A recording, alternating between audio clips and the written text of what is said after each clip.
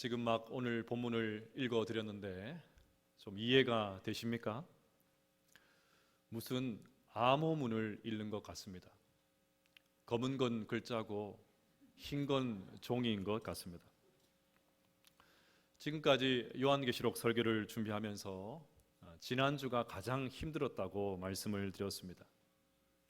그러면서 오늘 할 설교가 걱정된다고 했는데 우려가 현실이 되었습니다. 지난주는 아무것도 아닙니다. 오늘은 도무지 갈피를 잡지 못하고 헤매었습니다. 그래서 오늘 본문 9절 말씀, 지혜 있는 뜻이 여기 있으니, 이 말씀을 붙들고 그 어느 때보다도 많이 기도했습니다. 지혜 있는 뜻이 여기 있으니, 어려운 본문이니까 조심스럽게 해석을 해라, 그렇게 이해할 수도 있습니다. 하지만 현대인의 성경은 이 부분을 이렇게 번역했습니다. 이런 때일수록 지혜가 필요하다. 새번역 성경은 또 이렇게 되어 있습니다. 여기에 지혜를 가진 마음이 필요하다. 그러니 오늘 본문 앞에서 우리 모두는 그 어느 때보다도 성령 하나님의 도우심이 필요합니다. 성령 하나님께서 우리에게 오늘 말씀을 깨달을 수 있는 하늘의 지혜를 내려주시기를 간절히 소원합니다. 오늘 본문을 살펴보기 전에 먼저 지난주에 살펴본 1절 말씀을 같이 한번 읽어보겠습니다. 시작.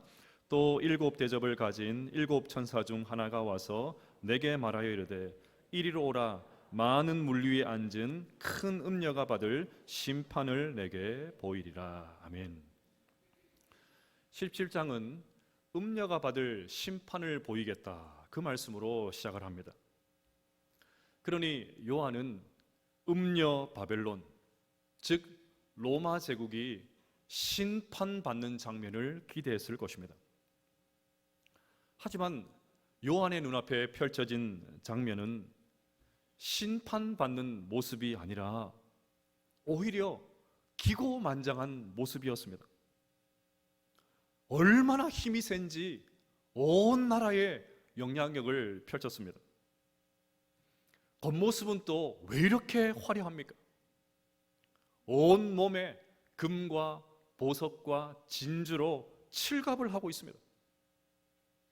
세상 부러울 것 하나 없는 그런 모습으로 음녀가 등장했습니다.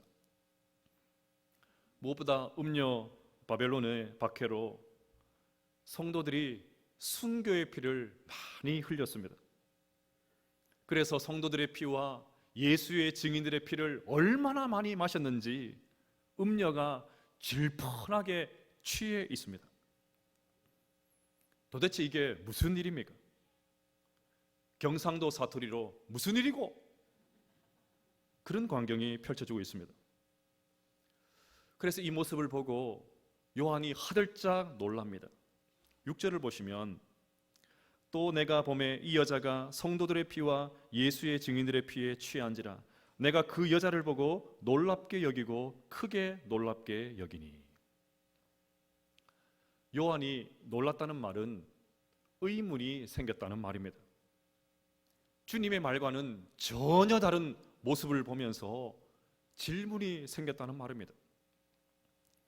따라서 오늘 본문은 요한의 질문에 대한 주님의 대답입니다. 7절을 보시면 천사가 이르되 왜 놀랍게 여기느냐?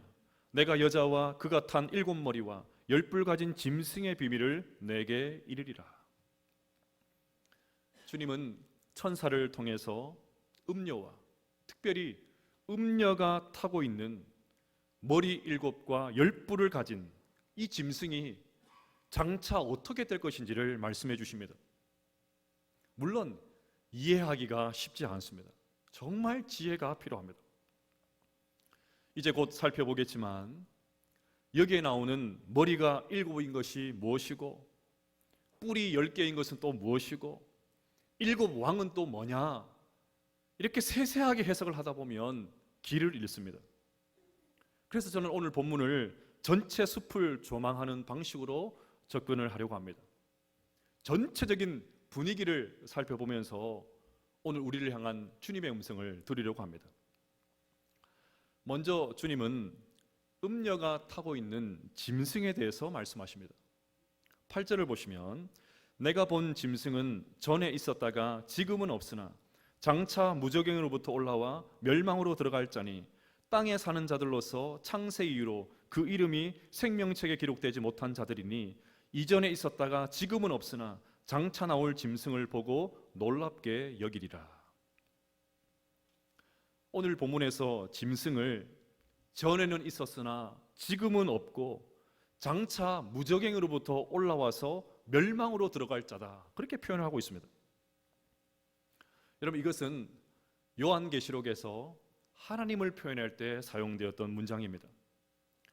요한계시록 1장 4절을 보시면 요한은 아시아에 있는 7 교회에 편지하노니 이제도 계시고 전에도 계셨고 장차 오실 이와. 1장 8절도 보시면 주 하나님이 이르시되 나는 알파와 오메가라 이제도 있고 전에도 있었고 장차 올 자요 전능한 자라. 마지막 4장 8절도 보시면 거룩하다 거룩하다 거룩하다 주 하나님 곧 전능하신 이여 전에도 계셨고 이제도 계시고 장차 오실 이시라.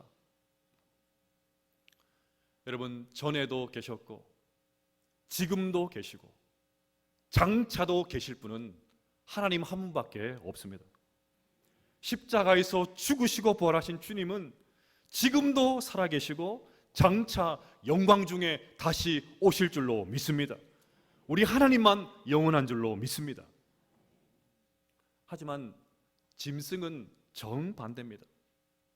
얼핏 보면 비슷한 것 같은데 전혀 딴판입니다.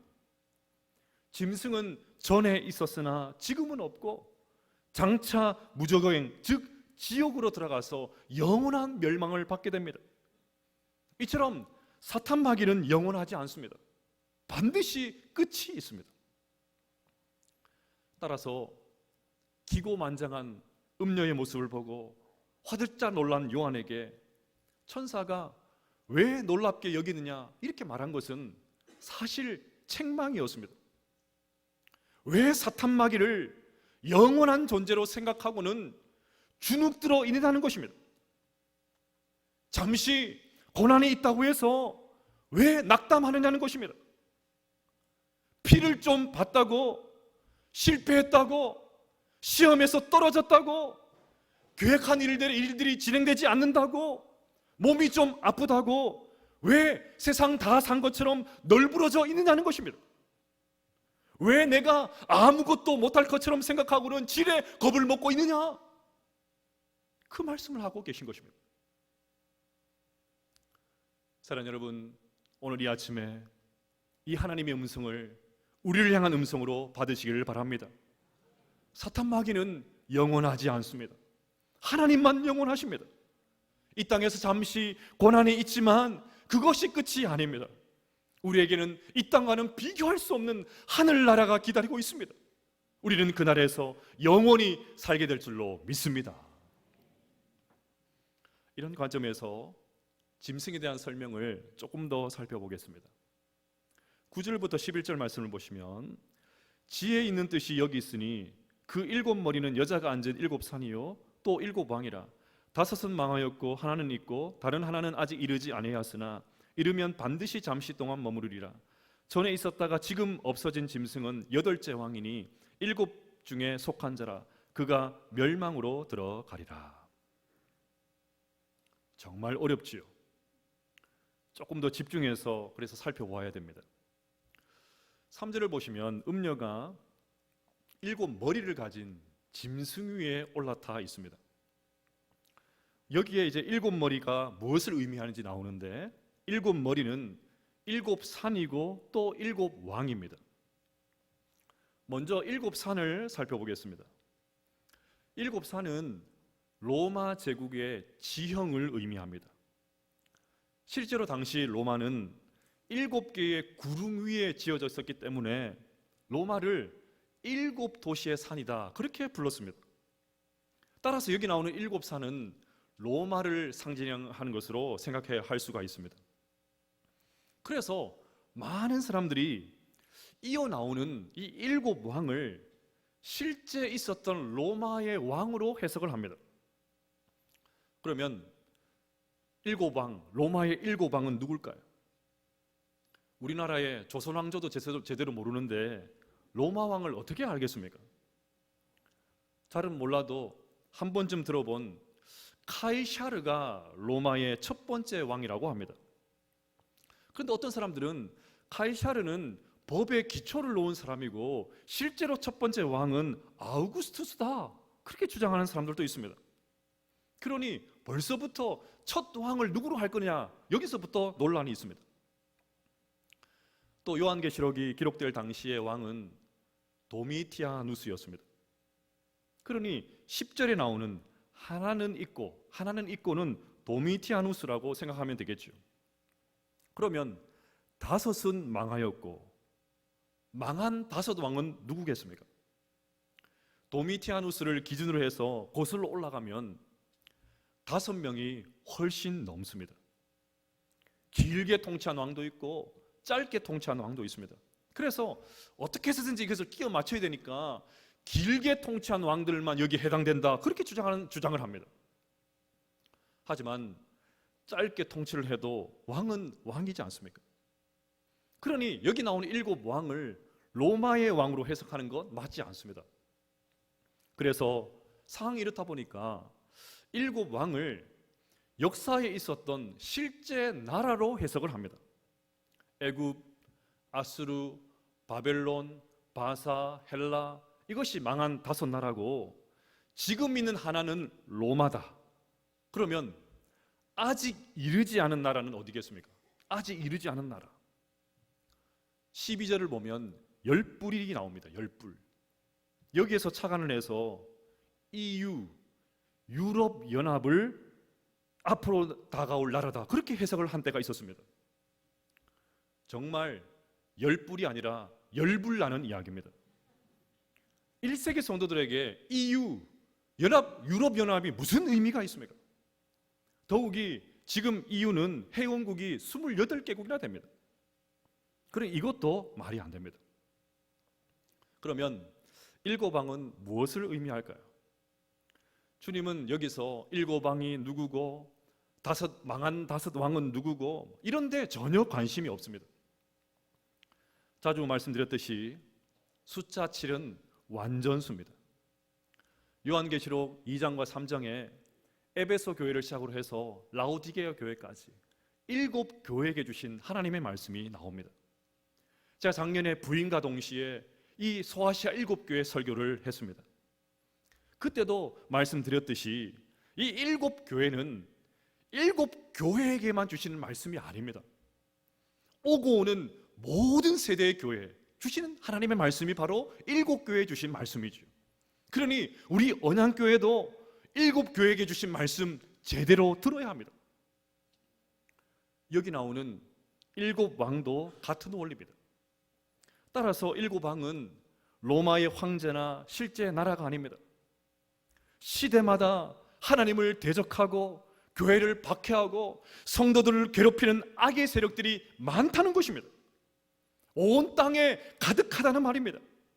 악의 세력도 제법 충만해서 온 땅을 지배하고 있다는 말입니다. 12절에 나오는 열뿔도 마찬가지입니다.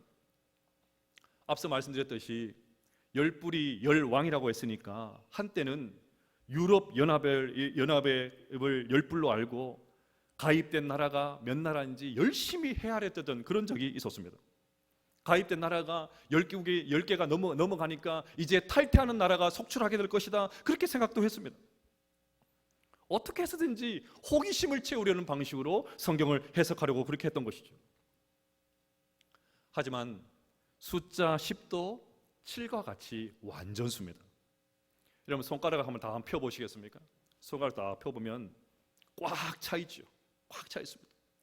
고대 사람들도 마찬가지였습니다. 10은 많다는 수였습니다. 그러니까 여러분, 열뿔은 실제 열왕이 아니라 사탄 마귀의 영향을 받아서 악한 일에 동참하는 나라들이 너무나도 많다는 것입니다. 그것을 알려주는 것이었습니다. 다시 정리하면 일곱 왕과 열 뿔은 로마의 왕이나 실제 존재했던 나라들이 아닙니다.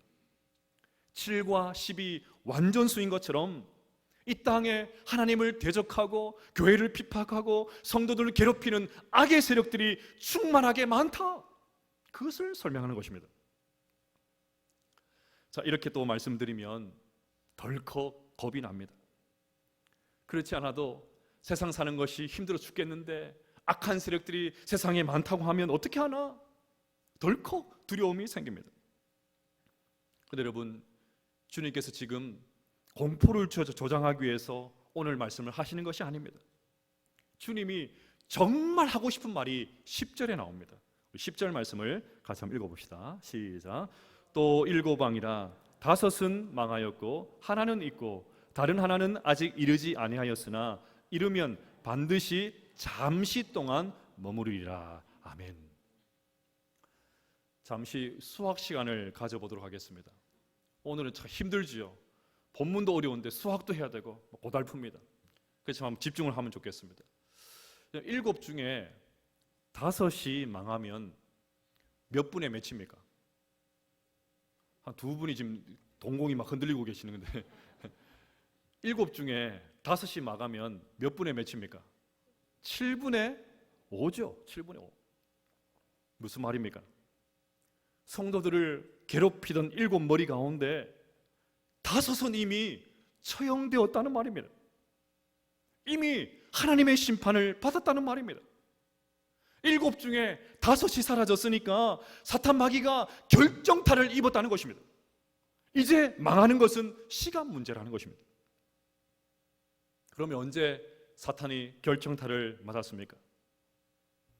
십자가에서죠.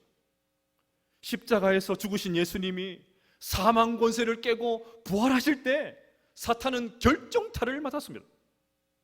그래서 골로새서 2장 15절은 이렇게 기록합니다. 통치자들과 권세들을, 여기 통치자들 권세는 사탄 마귀를 의미합니다. 무력하여 드러내어 구경거리로 삼으시고 십자가로 그들을 이기셨느니라. 히브리서 2장 14절도 말씀합니다.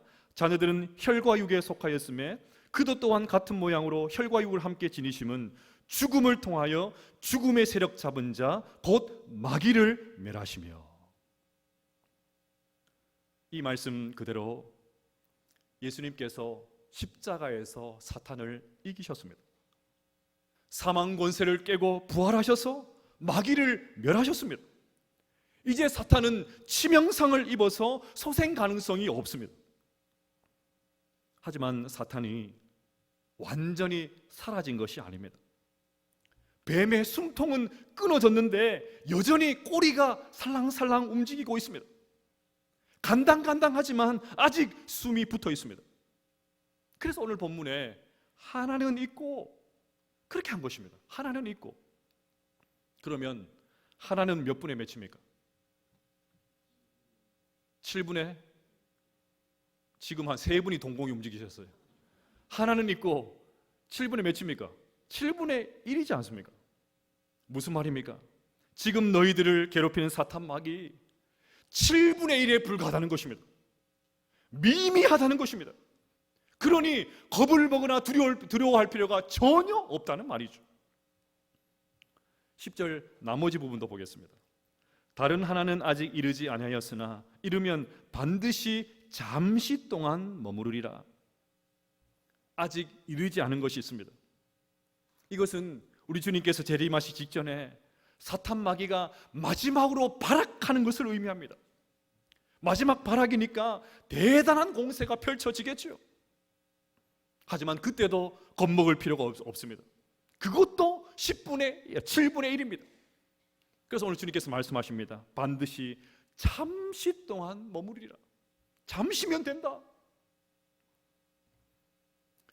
이제 오늘 본문에서 가장 어려운 11절입니다. 우리 11절 말씀을 또 읽어봅시다. 시작. 전에 있었다가 지금 없어진 짐승은 8째 왕이니 7 중에 속한 자라. 그가 멸망으로 들어가리라. 아멘. 여기에 8째 왕이 또 나옵니다. 이건 또 뭡니까?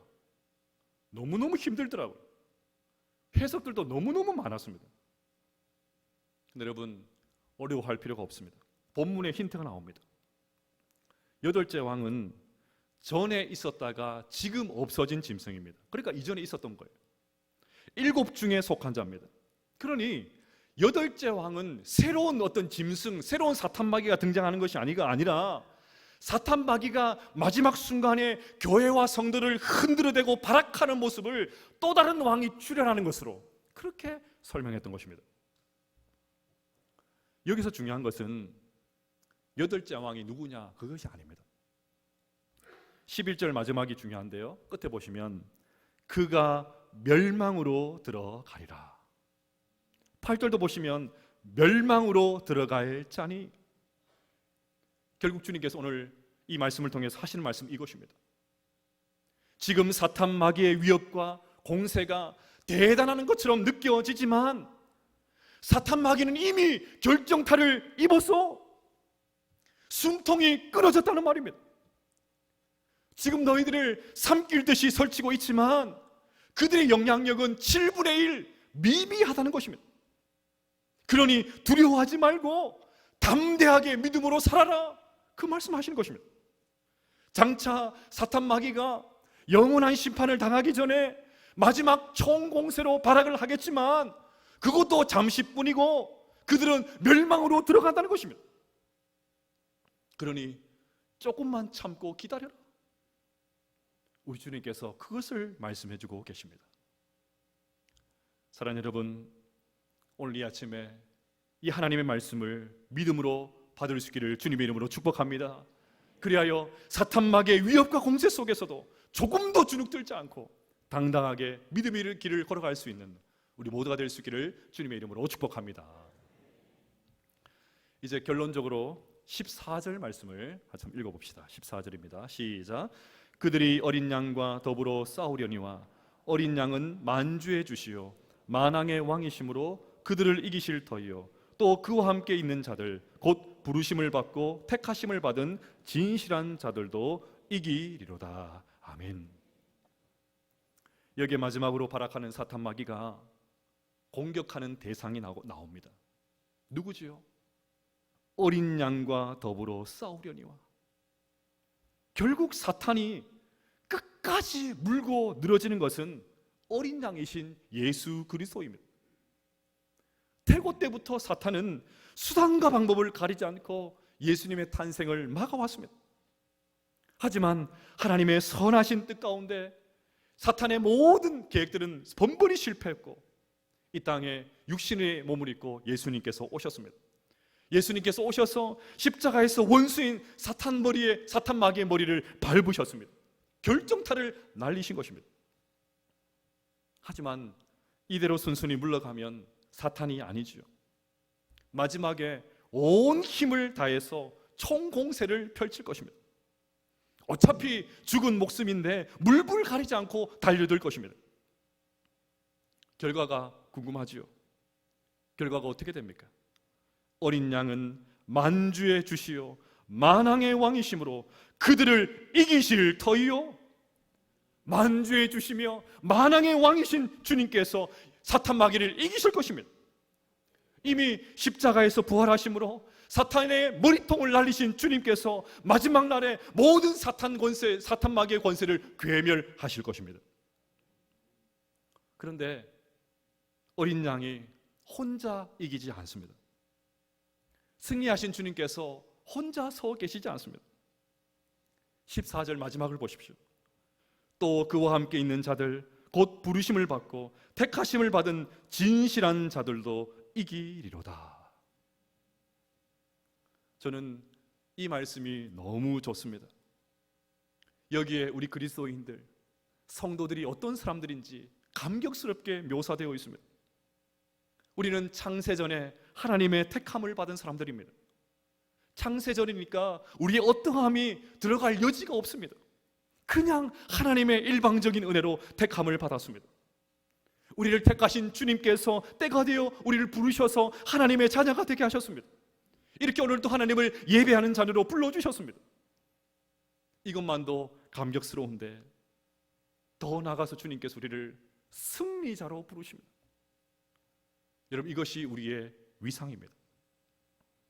사랑하는 여러분, 마지막 날 우리도 승리하게 될 것을 믿으시기를 바랍니다. 우리도 주님과 함께 당당하게 승리자로 서게 될 것을 믿으시기를 바랍니다. 근데 여기에 한 가지 붙들어야 될 말씀이 있습니다.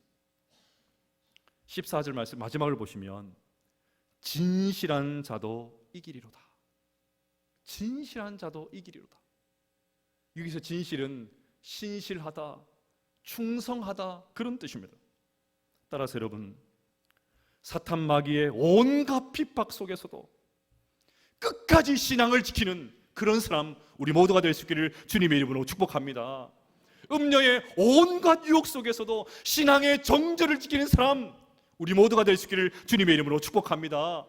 세상의 거대한 위력 앞에서도 꿋꿋하게 십자가로 반격하는 사람 우리 모두가 될 수 있기를 주님의 이름으로 축복합니다. 그리하여서 마지막 날 영광스러운 그 승리의 날에 주님과 함께 당당하게 승리자로 서서 주님을 노래할 수 있는 우리 모든 성도들 다 되시기를 주님의 이름으로 축복합니다.